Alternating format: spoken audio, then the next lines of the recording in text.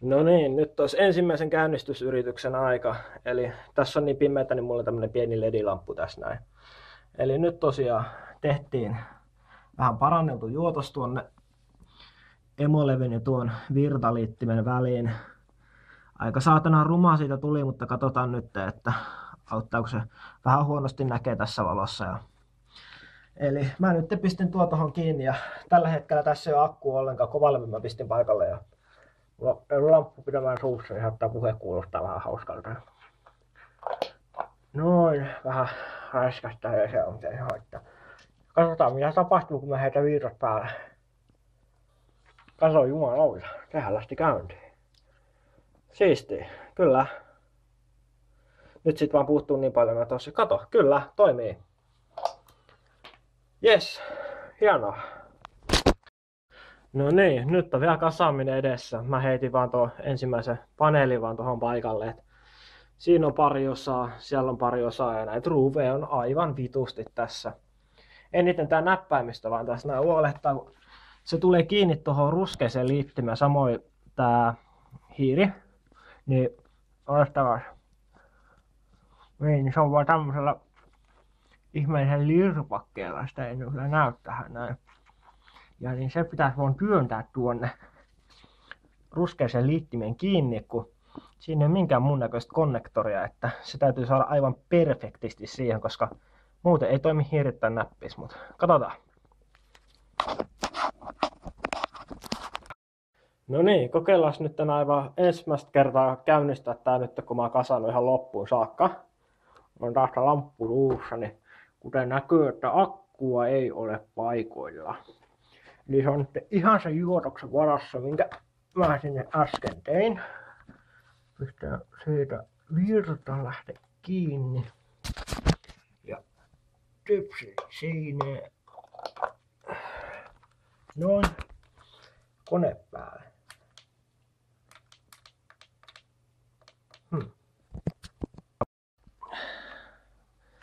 Joo, eli kyllä se siitä käyntiin lähtee ja hiiri ja näppäimistö kyllä toimii. Mutta tässä on semmoinen juttu, että jos mä vähänkin kallistan tuota konetta, niin sitten häviää virrat siitä. Se todennäköisesti johtuu siitä, että täällä virtaliittimessä itsessään siellä on sisällä jotain paskaa. Ja sen takia toi liitin, niin se ei pääse tarpeeksi syvälle sinne. Niin mä oon vähän miettinyt, että pitäisiköhän tässä semmonen todella radikaali ratkaisu, että tämä kuori, mikä oli pois, niin sahaisi siitä tuon sentti kertaa sentti kokoisen punaisen osan pois. Se kyllä jatkuu tänne vähän sen taaksekin, että siitä sitten lähtisi se palanen sitten ihan lopullisesti pois. Mutta kun tässä on todellakin tämä, että vähän kun pääsee liikkumaan tai sitten tekee semmoinen, että mä lataisin ainoastaan akut ja käyttäisin sitten sen varassa. Sekin on yksi vaihtoehto, mutta todellakin tämä kun vähän pääsee liikkumaan, niin lähtee virrat. Ja nyt mä painan, niin ei inahdakaan. Ja tässä näkyy aika hyvin, että siinä on tommonen pieni rako siinä on. Ja kun tää ei mene tänne ihan pohjaan, että sitä joutuu niin saatanaan kovin painamaan. No nyt sen sai, kun mä sinne painoin ihan loppuun asti. Niin voihan sitä kokeilla, että jos ton saisi vielä jotenkin putsattua tuolta sisältä. Mä en tiedä milläköhän mä sitten, pitäisiköhän tämmöisellä tinalla sitten vaan yrittää kokeilla jotenkin ronkkia sitä, mutta katsotaan nyt, että käynnistyy ihan Windowsia asti, kun tossa joutuu niitä osia niin paljon irrottelemaan, että menee sitten ja nyt ainakin näppäimistö toimii ainakin. Päästään tossa noin. Mennään tohon ihan normaali käynnistys vaan. On ainakin edistystä siinä mielessä, että pitkän aikaa kuitenkaan saanut tätä läppäriä millään tavalla käyttöön, että saa nyt ainakin sitten jotenkin tietää ainakin nyt, että se vika ihan oikeasti on tuossa virtaliittimessä. Mutta joo, eipä tässä mitään. Odotellaan vaan, että tuo nyt sitten vaan tuosta käynnistyisi. Kestäköön sen oman aikansa. Mutta tosiaan, jolle mä saa sitä nyt putsattua tuolta oikein hyvin, niin täytyy vaan toi palanen vaan tosta leikata. Mä vedän sen jollain linkkarin kanssa sitten vaan. Tulee vähän erikoisempi ratkaisu, mutta saa ainakin tämän läppärin käyttöä parempi, että jollain tavalla ainakin on sitten käytössä muuta kuin että se olisi vaan tuolla hyllyn päällä ihan täysin pölyttymässä. Joo, nyt kun mä koskin siihen tietenkin lähelle, niin nyt se sitten sammus. Semmoista, näin, moi! Joo, kokeillaanpa vielä sitä ennen tämmöistä lähestymistapaa, että vähän luovempi ratkaisu. Eli tein sillä tavalla, että otin mattoveitsen käteen ja sillä sitten veistelin tuota virtaliitoskohtaa hieman isommaksi, koska huomasin tätä sivusta katsottuna, että se tuo emolevyn, missä se virtaliitin on kiinni, niin se on aika kaukana tuosta reunasta. Ja se kuitenkin näytti ihan puhtaalta. Eli katsotaan, jos nyt onnistuisi siinä mielessä, että saisi tuon piuhan vähän lähemmäksi sitten sitä. Nyt se ainakin menee tuonne ihan loppuun asti, tai ainakin tuntuu siltä. Katsotaan, lähteekö käyntiin. Ei lähde. Kyllä vähän painaa enemmän. Ei lähde vieläkään. Joutuu vähän miettimään vielä. No niin, nyt vähän katselin tuota virtaliitintä ja yritin saada se jotenkin parempaan asentoon. En tiedä oikein, että onko tässä tai missä joku pieni häikkä, ettei se niin kuin kunnolla niin saa kontaktia, mutta jostain syystä nyt se näyttäisi toimivan. Nyt kun mä pistän tän ihan normaalisti ja heti kun mä yritän ottaa videota, niin sit se ei toimi. Mutta heti kun mä lopetan video ottamisen, niin sit se toimii. No aivan sama. Joka tapauksessa niin se toimii nyt toistaiseksi riittävän hyvin ja tämä saa riittää tällä kertaa. Kiitoksia kaikille katsojille. Tämä siis toimii kyllä nyt. Näin. Jees, näkemiin.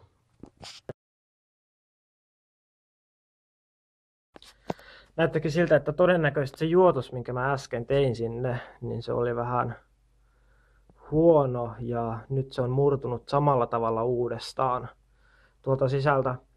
Niin ei muuta kuin tää paska uudestaan auki vaan ja nyt mä teen sen, että mä leikkaan koko tän helvetin palan tästä näin pois. Siitä tulee aivan viturman näköinen, mutta sitten se on helpompi juottaa takaisin, ettei tarvitse aina uudestaan avata tätä ja nyt se toimii paljon varmemmin. Mutta katsotaan, ei, mä joudun uudestaan vaan sitten purkaa onneksi. Mulla on kaikki tavarat tässä valmiin lähellä. Jes, operaatio jatkuu. Ja nyt olen taas tässä vaiheessa, että odotellaan tuota kolvin lämpenemistä. Ja tosiaan täytyy sitten taas uudelleen tuo paska tuonne juottaa, koska ilmeisesti kun se ei ensimmäisellä kerralla toiminut nämä kuoret päällä, niin mä runnoin sitä sen verran väkivaltaisesti sitten, että se juotos, minkä mä sinne ihan äsken tein, niin se sitten murtui aivan totaalisesti sieltä uudestaan. Ja sillä aikaa kun tuo kolvi tuossa on lämmennyt ja olen vähän modaillut tätä kantta, niin sivuleikkureilla yksinkertaisesti leikkasin siitä tuon kulmapalan pois, minne tuo virtajohto sitten tulee kiinni. Eli sitten kun tämä tulee tähän uudestaan paikoille, niin meille jää sitten sopivasti näkymään tuo virtaliitin tuohon kohtaan, että voimme sitten aina tarpeen vaatiessa lisätä sitä tinaa sinne. Noin, nyt on kolvi lämmennyt ja alan tässä sitten juottamaan.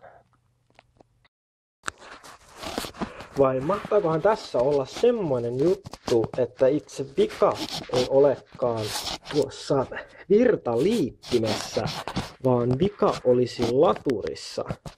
Koska yritän saada jotenkin polvien välin tämän. Katsokaapa. Nyt kone ei lähde käyntiin, mutta kun liikutan tätä nyt se lähti. Otetaan hetkiski pois. Saa demonstroitua hyvin.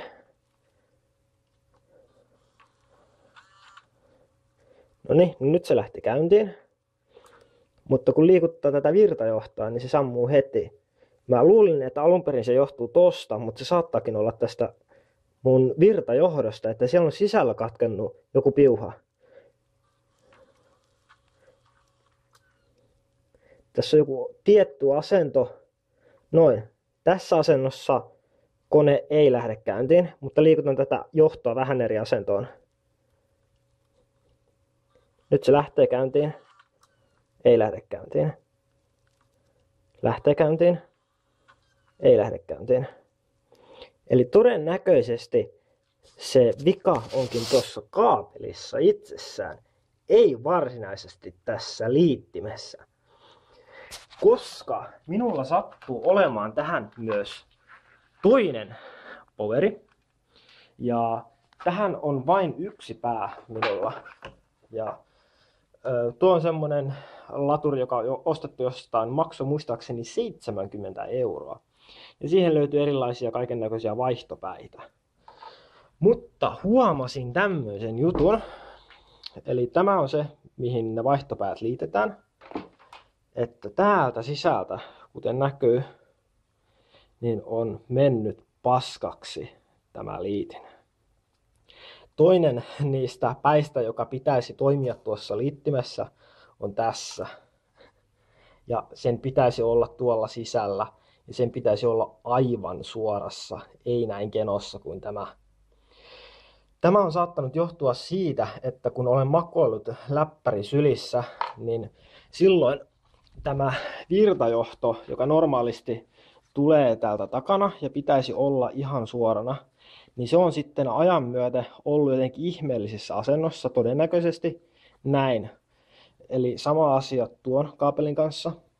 Ja se on sitten murtunut täältä sisältä jostain kohtia. Ja sen takia tuo läppäri joskus lähtee käyntiin ja joskus ei lähde käyntiin, riippuen miten ne sisällä olevat johdot menevät. Mietin hieman, että pitäisikö tuosta poikkaista johtoa ja katsoa, että mitenkä se on tuonne nauhoitettu tuonne sisälle, että olisikohan helppo lyhentää tätä johtoa.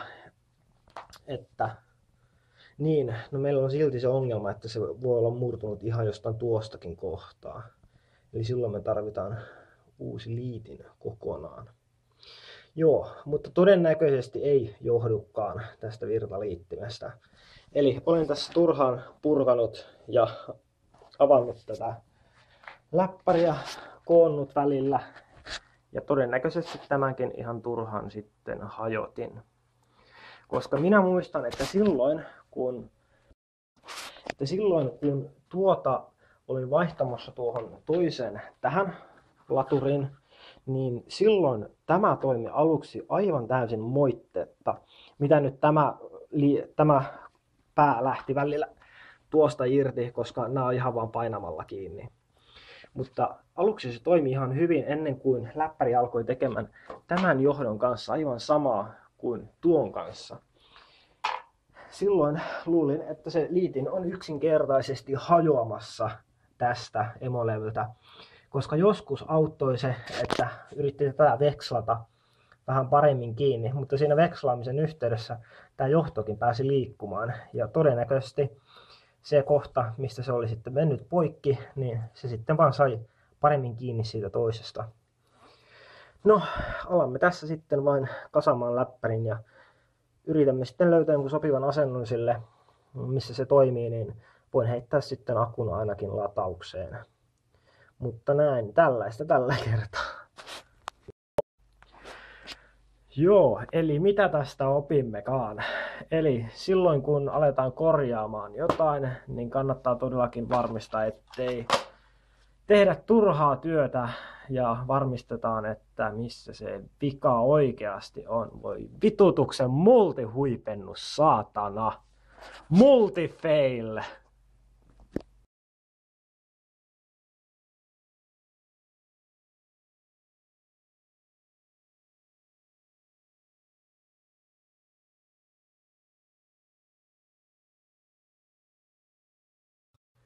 Niin, lataa siinä nyt, saatana!